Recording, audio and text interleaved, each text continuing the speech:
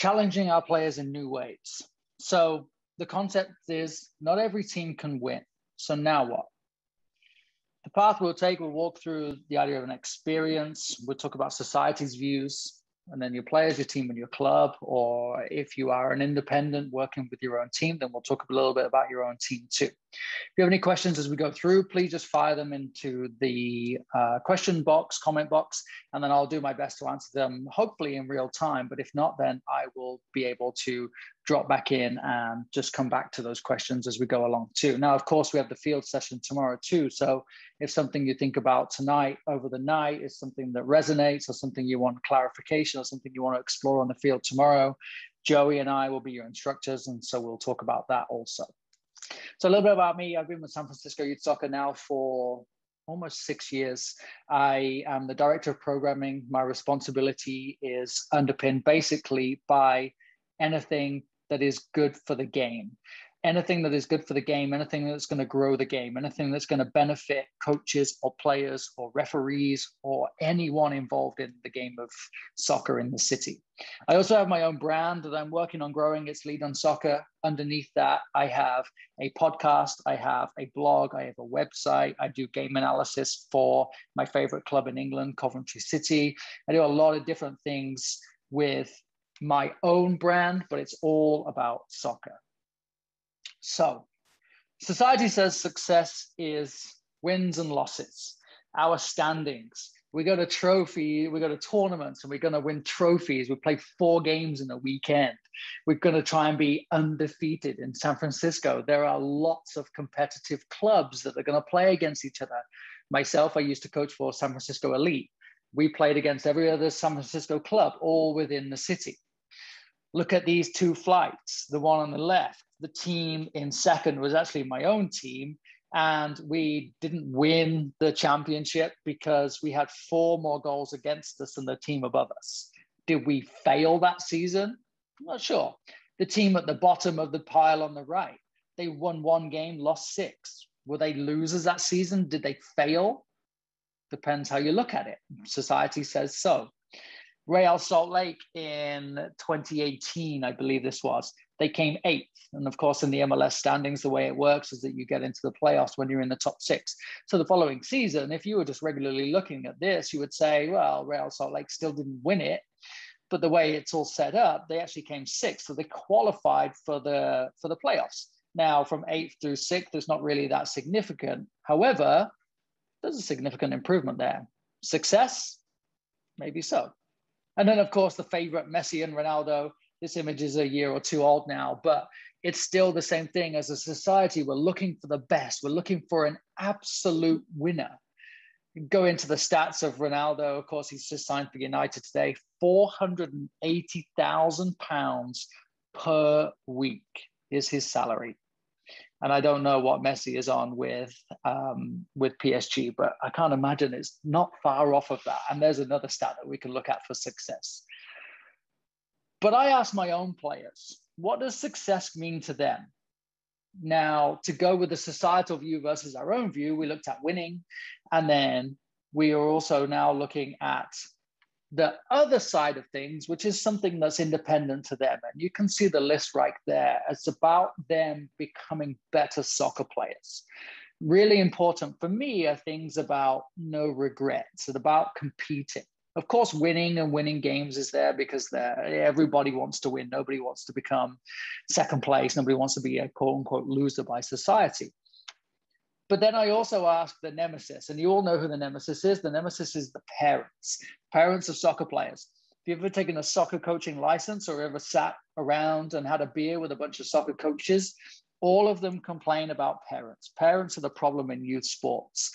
However, and I'll get into this, when you educate them and when you include them and when you tell them what you're doing and when you ask them for feedback, suddenly they're all about what you've got to say. So on the right side, again, are things that are relative to their own player. They care about their individual. And that's where a lot of this nemesis idea comes from, because a parent will be the first one to say, why is my kid playing in goal? Why is my kid not playing a striker? Why is my kid not doing this? Why have you got my kid doing that? Why? So they're not that bad. they want to know everything. They want to know about players. Of course, players want to win. Parents want their kids to be happy. So of course they want to win. So when we don't educate them, we don't really give them much around what a success can be from a game.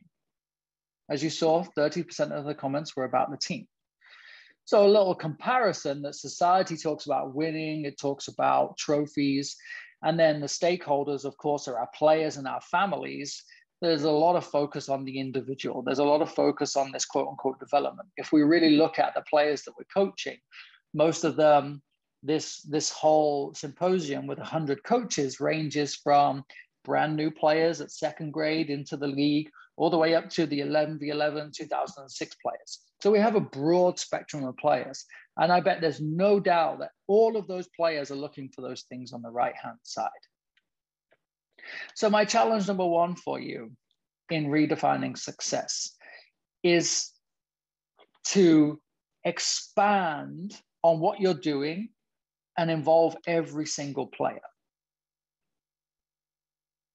Here's a little Instagram chat I had with one of my former players where he asked me about my philosophy. And my challenge to you is to be able to say your own philosophy, almost like an elevator pitch, to be able to give your philosophy. So for me, it's for every player to be in an environment in which they can be the best player possible. Nothing about college, nothing about winning. It's about those players being the best that they can be. And then I go on to expand as I talk through with my former player, who is now actually starting to coach too. With my podcast as a reflection, a friend of mine, Migsy, he has a question where he connects with some of his players and he asks them, who inspired you today? And goes on to explain that the idea of simple questions will help to connect and build a relationship with the individuals, not just how are you? Because the typical answer is good. How was school? Good. Have you done all your homework? Yes. Now we really get into the idea of a deeper, meaningful conversation with a player and just a way of challenging them too. A lot of our players feel like there's a power relationship. The coach is the one who knows everything. You can't have a relationship with the coach. You can't talk to the coach beyond soccer or beyond the sport that they're participating in. We're really trying to expand on that and get into some vulnerable conversations with our players just to make them feel comfortable, because what we're going to be building ourselves into is an individual development plan. It's a personalized plan. We're trying to help keep our players and ourselves accountable. One of the first things comes from an incredible psychologist called Dan Abrahams. He works with professional soccer players, and I interviewed him for my podcast. I was very fortunate that he accepted when I was at a convention with him. And everything he does is around a game face. Say it, do it, be it, act it. So when I work with my players, I ask them if a camera were to see them, and even with 7- and 8-year-old players, if a camera were to see you playing soccer, because they've all seen professional sport on TV, what would it see? How would it see you being the best that you can be? And then from that description, we take 2 words, and then we take something that they can embody. So the Dan Abrahams example was a dominant and relentless lion. So he worked with the player that he was talking about in this moment is a Liverpool player, plays for England, and he was a dominant and relentless lion. That was the mental side that he began to develop for when he played in a game of soccer. He plays at Anfield in front of 60,000+ fans. He plays for England in hostile places. He plays at the World Cup. He's been in all of these environments. And one of the things that grounds him is him being a dominant and relentless lion. Now, I developed that when I asked my players, how are you doing? Not just good, but what was different for you today? What has bothered you lately? How do you see this game evolving? What does this game mean to you? And then with every single player I work with them through this. It then expands into the idea of learning. A good friend of mine, Colton, who is on the East Coast, talks about learning a player and spinning a web, beginning to understand who they are, beginning to be able to connect with them on their own level. So I go for an objective way of talking to them and saying, I want short-term goals, I want long-term goals. And of course, long-term goals, most of our players hopefully want to play in the World Cup. That's the dream right there, for them to be able to play in the World Cup. Now, in reality, very, very few players are going to go and play in the World Cup. There was a study that just came out around college soccer, and less than 10% of male and female soccer players are going to make it into the college game alone. So imagine what it's like to get into the World Cup. Imagine what it's like to get into the professional game in Europe. And then I challenged them about what they know. What are the demands of them in a game? There are 4 moments to the game, the 2 transition moments, and then the attack and defense. What do they know? What is expected of them? And then, of course, what are their behaviors? So if the demand of them in a game as a striker is to score goals, how do they behave in the game to be able to score those goals? What are their actions? How are they showing for the ball? And of course, these are older players, but part of my role with these younger players is to develop those demands and help them understand what is required of them. So we want it to be consistent. We want to ask them questions and listen to what they have to say. If the worst player on your team who has 2 left feet and is picking daisies says, I want to be a soccer player in the World Cup, then that's totally fine. We're going to listen to that. We're going to write it down. We're going to validate them.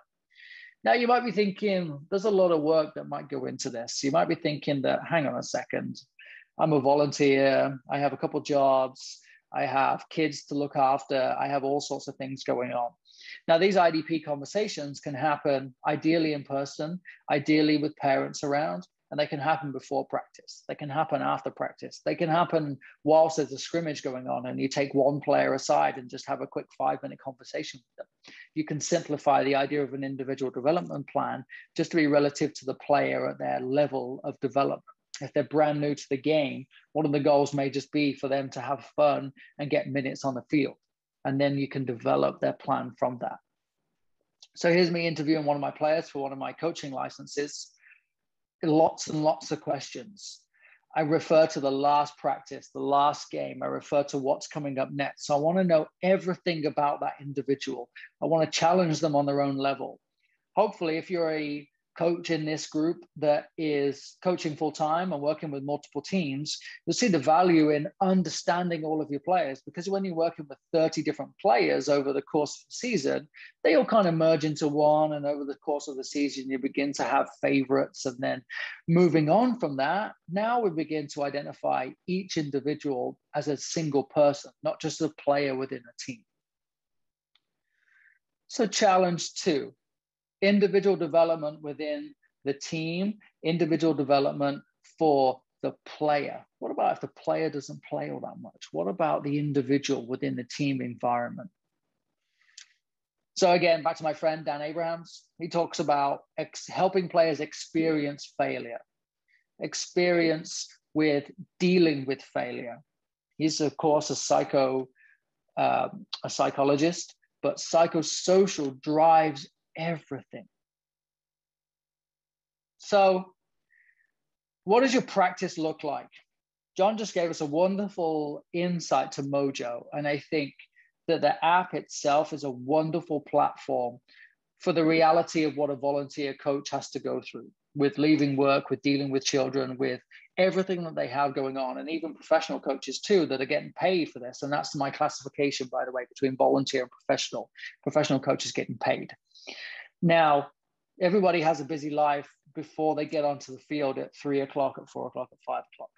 So now I'm a huge proponent of experiential learning. And I'm going to show you a quick video. I'll pause it as we go. This is on YouTube and you'll be able to see it afterwards too. So hopefully it's not too glitchy for you. But here we go. So first of all, the field on the left is a 2v2. Field on the right is a 3v3. It's set up that way because maybe you have 12 players at practice. Maybe you have 11 players at practice and one of those yellows on the right side isn't there. So you're going to play 3 versus 2. Maybe you only have 8 players and you can just play 4v4 at each side. Whatever's relative to your environment. But the players are playing. They're playing a 2v2. They're going to try and score in that goal. On paper, that's exactly how that works. Player passes to his teammate, receives the ball, scores a goal. Thank you very much. But in reality, here's what happens. They all clump up. The yellow player on the left falls over, gets tackled. The blue stops to help him. And then, of course, the shot that the players take happens to just go between the two goals. Oops. So how do we fix that? Typically, we would set ourselves up like this. The 6 on the left, you see them passing, the ball start going all over the place. This is what we would call working on passing. Maybe we'll add a defender on the right-hand side, and now we're passing across the space, and then suddenly it's too slow, and the yellow player comes and steals the game. But my question is, does this look like the game? Does that look like the game? Is that preparing your players to play the game? So to continue, the player is passing sideways to their teammate, who is then going to go forwards and score. In here, does any of this activity look like what we just tried to achieve in our game? So experiential learning is all about games, learning from the experience of playing the game. So they take that experience and they put it into practice. The concept of play, practice, play. There are lots of constants that we talk about in terms of style and behavior, uniform. One of the biggest things for me is that you're all right now working on the uniform that you want your players to wear in the games. My advice will be to have them wear that to practice too, for 2 reasons. Number one, they'll only wear it 10 times this year or 11 times, depending on the game schedule. But then also too, it helps us prevent players coming to practice wearing who knows what. When I came to the US the very first time, I had players wearing baseball jerseys, I had players wearing summer dresses, I had players wearing jeans, and all sorts of stuff. So we all have a uniform for the game at the weekend. Have them wear that game uniform for training too. Hopefully you don't train on Friday and play on Saturday. Otherwise, hopefully they're going to wear smelly kits for the weekend. But play a small-sided game like this. They're going to learn from that because they're playing against an opponent and they're going to make game realistic decisions. As you go through the Mojo app, you will see, and even what John showed you, 1v1 games, smaller sided games. The first time you play, and here's something really important too. The first time you play this, the players are going to learn what's going on. They're going to learn the rules. They're going to learn that there are 2 goals. That will be our success. At the end of playing this game of 10 or 15 minutes with intervals throughout, if you say to the blue team, what are you trying to do here? And if they say, we're going to try and score in 1 of those goals, that's success. Did they score in 1 of those goals? Maybe, maybe not. But acknowledging their understanding of the game is one of them because they've begun to understand the rules. So hopefully you have a second practice in the week. And if you don't, maybe you do it again the following week. And now you're going to play the same game. And you're going to expand on this. So now the expectation is, you guys know what's going on. Can you score in that second goal? So in this instance, the left goal, the top left goal, the yellows are defending it. That's why the blue would pass to the other side of the field. So scoring in that goal and recognizing that they are scoring in that goal would be our success.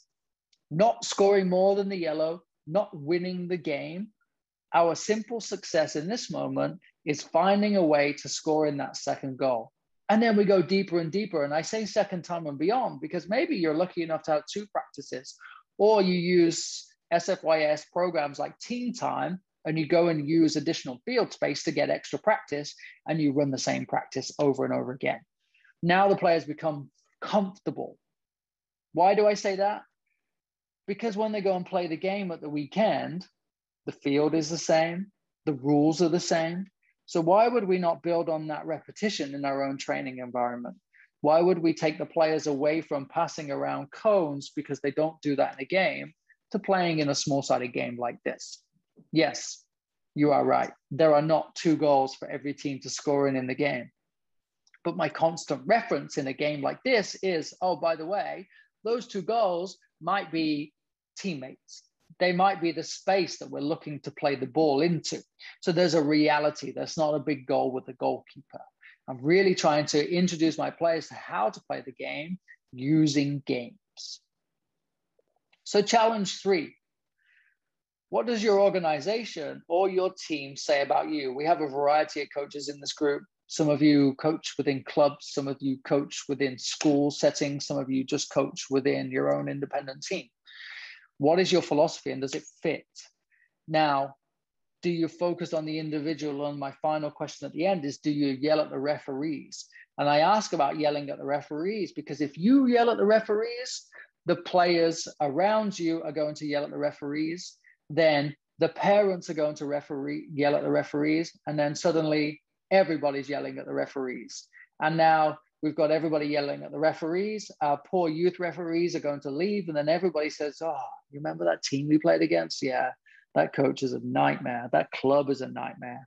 And suddenly this reputation of you and as of your team and of your coach begins to go down a little bit. And we don't want that. As an organization, we work very hard to support our referees. We have a wonderful referee mentor program that is designed to bring our youth referees up. And we rely on you guys for that too. So hence my challenge here. What does your organization say about you in terms of success?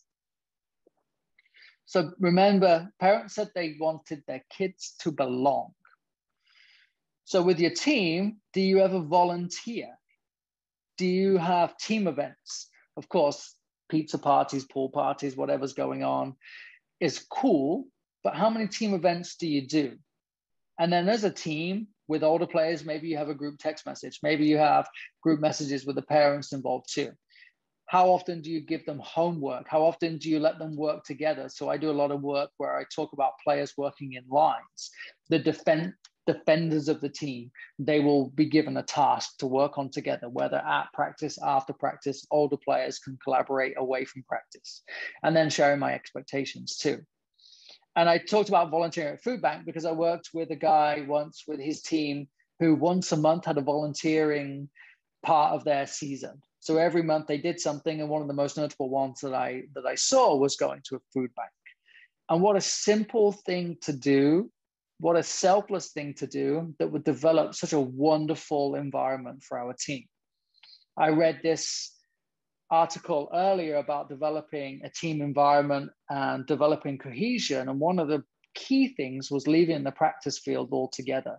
So everybody collects the gear, everybody waits and makes sure that it's all accounted for. All of the balls are in the bag, all of the cones are on the strap, everything's packed away. And then collectively, as a team, no parents on the field, collectively, all of the players walk off together, even if it's just to walk across the field, across the white line. Concept being, we don't allow players to form their own little cliques and stick it out with just their own favorite players or their own favorite schoolmates. But as a team, we can walk away together. And also as a coach, it makes your life much easier because you're not left picking up all the cones while all the kids are running off, going and playing on the playground. Together, we will leave the field. What is the mission statement of your organization, of your league, of your club, of your team? What is it? And if you're working with an organization right now and thinking, I don't know what that is, go to their website. What's the first thing you see? Do you see trophies? Do you see players hugging each other? Do you see the latest college recruits? What do you see? Because that will be where your players or where your team or where your club is encouraging you to go. US Soccer wants soccer to be the preeminent sport in the US, wants to develop soccer across the board. Now, of course, that's questionable if you're familiar with US Soccer and the way it runs things. Prime example right now, the USA Soccer badge right there has 3 stars on it. Of course, that's for women's soccer, yet women are not paid equally to men. And that's in court, or it was in court and being fought over. Yet we want it to be equal and fair and open to everybody. So that's, of course, always into interpretation, isn't it? Now, can you say what your organization is? Can you say what your team is all about? If your team is all about fun and players just having a good time and playing with their classmates because you're a recreational independent school team, does everybody know that? And if you have a stud on your team, does that stud know what this is all about? And have they been given opportunities or exposure to other programs that may fit more in line with their drive and their goals in soccer. Go back to Challenge 1 and the individual development plan. Go back to Challenge 2 and the idea that we're now giving our players this game environment. Does this player continue to dominate? Are we allowing this player to go and play in the right spaces? Very good friend of mine, Paddy, in Ohio, runs a huge club, has some brilliant resources online. If you're just turning up each week and running a session with no thought or explanation, what are you expecting?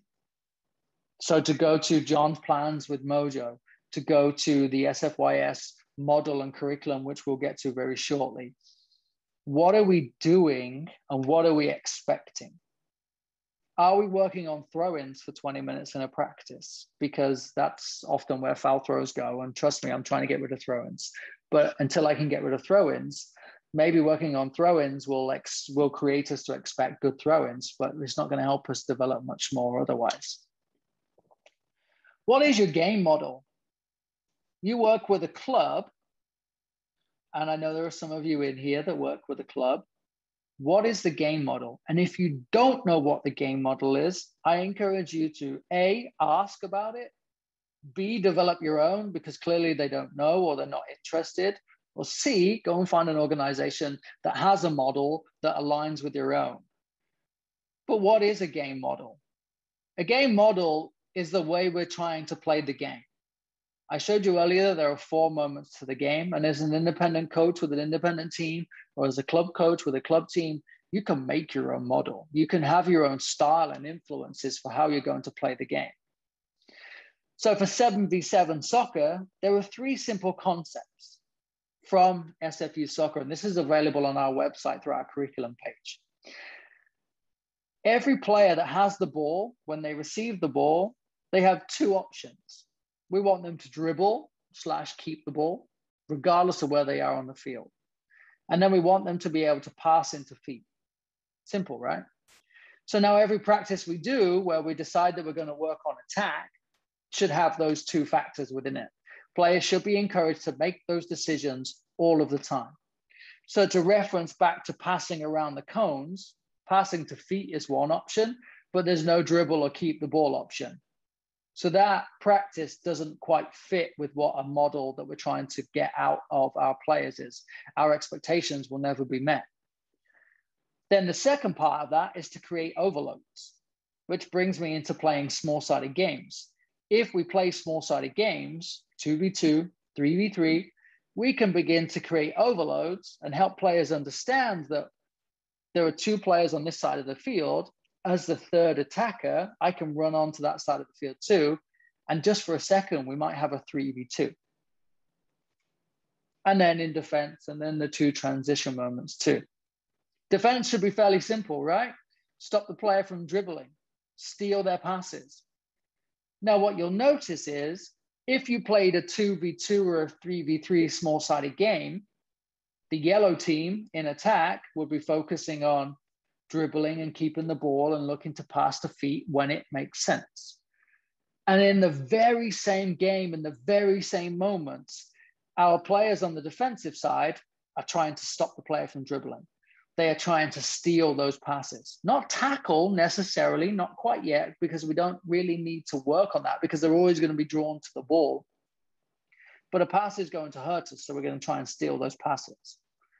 And transition is a huge thing as we get a little older, especially in the concept of understanding what to do when we lose the ball or when we win the ball.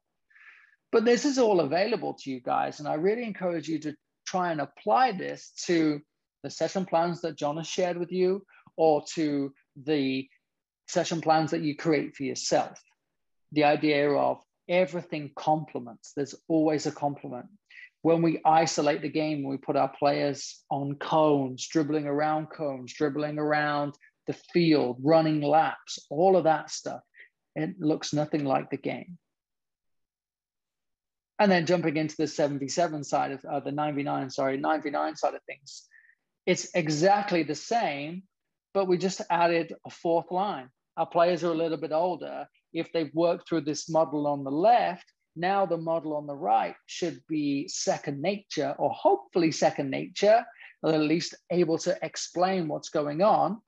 Then we add in the fourth moment and say, okay, now instead of just passing into feet and attack, we want you to be able to pass into space. We want you to understand that pass into space will help break the defenders.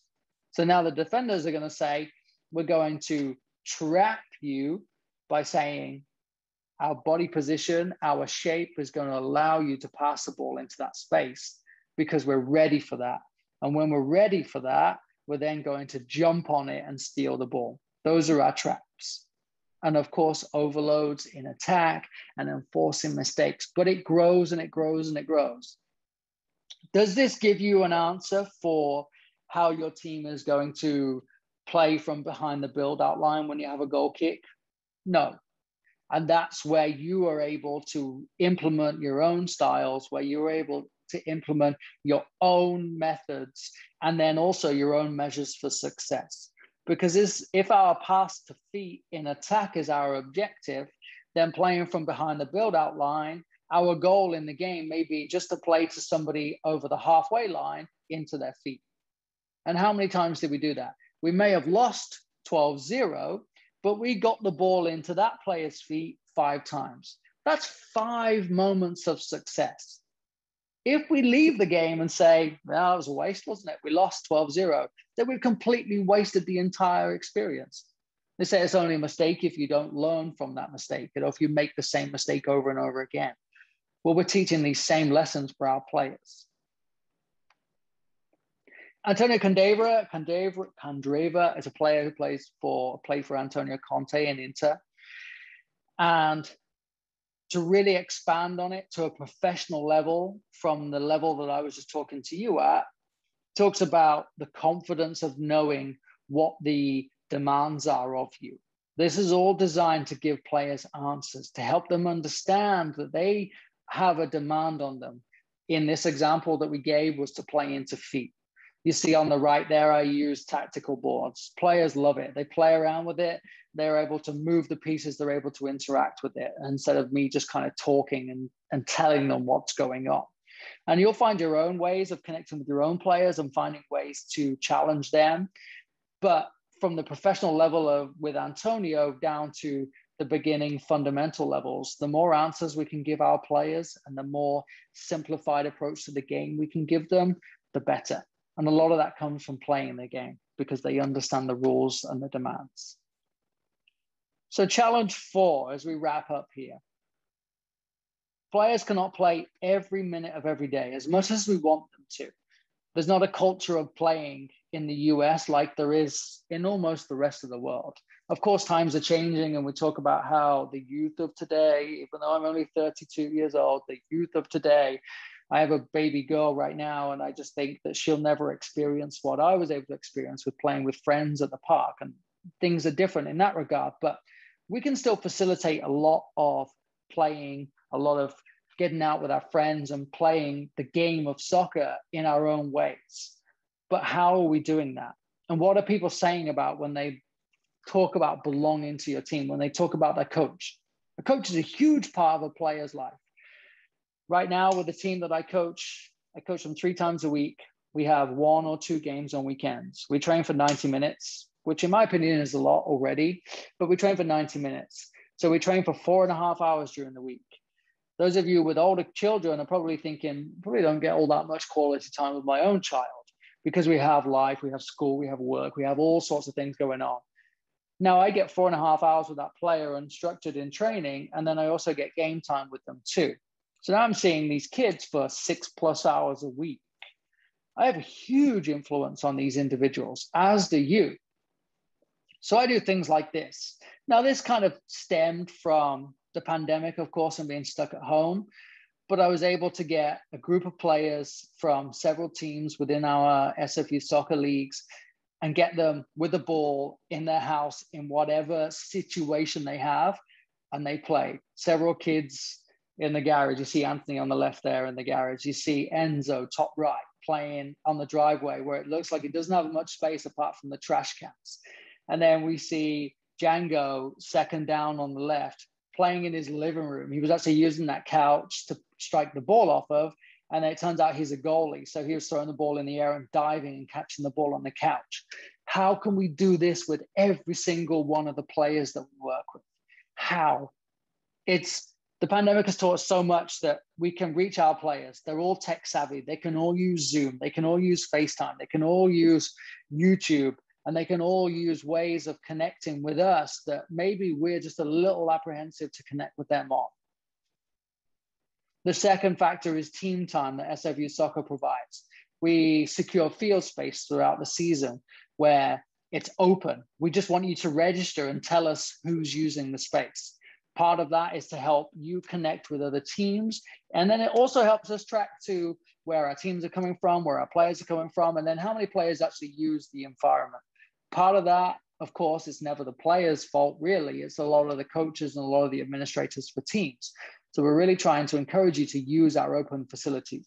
This season, it's on Sundays in the afternoon. So not a lot of teams have practice time and space on a Sunday afternoon. In the event that you have a forced bye, you have a random week off in the middle of the season, or your players just want to do more soccer, or you want to rerun that same practice. We send you out there, we're connected with the coaches, we tell you to go and play. We want you to go and use the space. We want you to work on all of those elements of redefining success. Because we may look to our team and say, our success this season is every player coming and playing in an additional practice. There is the shared schoolyard project across San Francisco that I don't have on this presentation. Schoolyards are open on the weekends, your local schoolyards. A lot of you are coming from school teams. The blacktop is open. We don't need the perfect fields of Paul Good, as you see right there. We don't need to go and train on beach chalet every single time. We can go and play on the blacktop, and we can go and play street soccer. We can go and play on the beach. We can go and play on any open green space. The city has a lot of open green space that's reserved for open play. Golden Gate Park is a wonderful resource to say to everybody, drop a pin on the map and say, here is where we're going to go and play today. This is where we're going to go and play. Here's what play looks like. Parents, come along. Players, come along. Older siblings, come along. We can develop players. This, to me, is success. We have a league because we can pit teams against each other. If I could find a way to re-identify teams from A, B, and C, or gold, silver, and bronze, and having winners like that in our youngest ages, I absolutely would. So if you have that idea, I would love to know, because players are leaving the game because they're losing. They're leaving their coach, they're leaving their team because they're losing. When we focus everything on losing, we're losing players. When we focus on winning in so many different aspects, we're focused on touches on the ball, we're focused on executing our game model, we're focused on executing finding the second goal and not just scoring in the second goal. That is success. Success is players continuing to play. The league shrinks. Second grade, we have over 100 teams at second grade. By the time we get to 8th grade, we have 8 to 10 teams. We expanded the league that when you left 5th grade and jumped into 6th grade, or at U13, the competitive leagues, you would then jump to 11v11 soccer. But we changed that because of the attrition rate. Things get harder for players, things grow for players, they get additional commitments, especially once they get into high school. So we changed the league that once you leave 3rd grade soccer and you go to 4th grade, which now will be 2012 players in Upper House, you play 9v9. Now within the San Francisco Youth Soccer Recreational League, that never changes. So you can keep the same team together. So why as a group of coaches, why as a group, as a league, are we now losing 80 teams that are then going to 8th grade soccer? If we redefine success for our players, we are going to be able to keep them in the game. We're going to be able to keep them playing. We're going to be able to keep them loving the game.